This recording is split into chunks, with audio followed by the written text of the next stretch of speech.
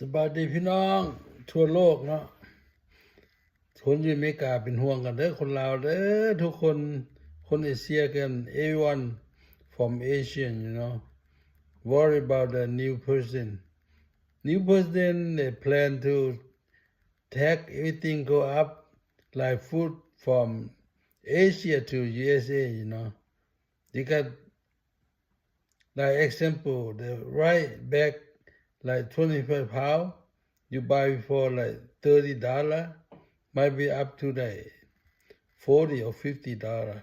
Never know. Everything from the ship from overseas to USA. The new government, Mr. Tom, he put the tax up. If you have money, just buy a lot to stock